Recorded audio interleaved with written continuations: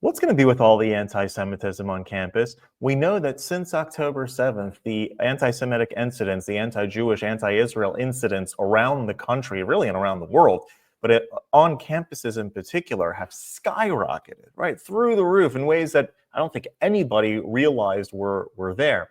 Check out this clip with Bari Weiss and Alex Karp, American businessman Alex Karp, trying to go through some of the core of where the anti-Semitism comes from on campus and maybe what we can do about it. Before we watch that clip, hit that subscribe button over there in the corner. We'd love to stay in touch. Check this out.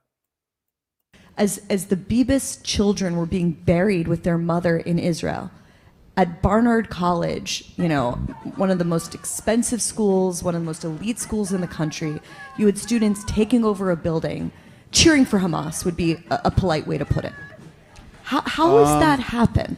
Well, this is a thin, new ideology that probably I don't think is going to survive, but it is religious in the technical sense that you can't verify the assumptions because asking if the assumptions are right is heresy.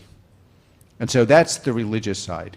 I think the pagan side of the religion really comes out when they're praying to their high god of anti-Semitism, and then you have a separate issue of why is this movement pretty fixated on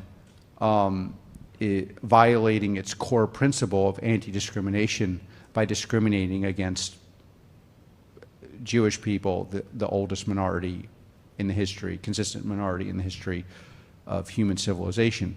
And I think the reason why it's particularly aggressive on those issues is it is violative of the core premise of the religious side of the equation that you would have a minority that is discriminated against and successful.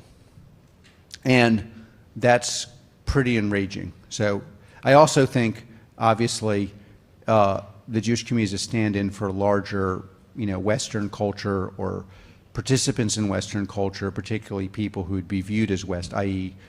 white males are bad. So, but it's like a hyper version of that. And then there's something I think quite subtle that I talked about more in my dissertation than I do in the book, which is people assume that a contradiction will render an ideology ineffectual, but I think in political contexts, contradictions can be quite charismatic. And so the obvious contradiction of this is turns it into a feeding frenzy of, the ideology can't make sense and therefore it's sensible and therefore we can, burn effigies. I mean, the pure aesthetics of it, it's like if you had, I'm very pro First Amendment, so I'm in favor of annoying, inappropriate speech right up to the standard as elucidated by the Supreme Court, so danger, direct, threatening. But if you just turned off the volume and watched what's happening in these conferences or these campuses, you would think it's a reenaction of the KKK, masked, everyone's masked, they're burning things, looks kind of like the KKK, but it's so even that should be an aesthetic.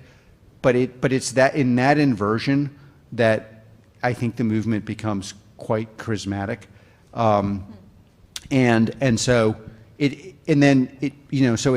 is. And one of the most interesting things about that movement is a charismatic, thin pagan religion can bring together Hamas and the feminist department of a university, and it's these are people that don't work well together, but there's no actual, the contradiction is charismatic.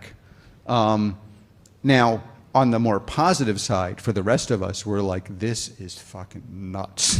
And we're getting out and we're going to start fighting. And I would say what's very, the positive side of this is, I think a lot of people, I'd include myself, are okay, guys, you're doing this is dangerous and we're going to have to fight back. Yeah, the radical leftist worldview is basically a religious worldview. And it says that anytime across the world that you see success, that means that the successful person is oppressor. If you see someone that is unsuccessful, the reason for their unsuccess is because they have been oppressed, right? We don't care about any other factor. We don't care about the personal decisions or national decisions that have been made. If your country is in squalor, or if you as an individual are in squalor, it is because you have been put upon, you have been oppressed. And vice versa, if you are successful, that means that you are an oppressor. And so Jews are probably one of the smallest known minorities in the world. There's only about 14 million Jews across the world, 6 million or so in the United States, about 6 million in the land of Israel, and about 3 million everywhere else around the globe. And yet they are considered to be an oppressor, right? Little tiny Israel. Ever look at the geography? Ever look at the map over there? You have massive, the entire Arab world, and little tiny Israel. Little tiny Israel is the oppressor, because from this ideology, which bears no semblance to the actual reality, in this religious mindset, if you will, in this ideological mindset, this is the attribution. This is how things work. And that's why you can have people from various so-called oppressed groups working together for the sake of their own oppression. If you like this content overall, hit that subscribe button over there in the corner. We'd love to stay in touch. Take care.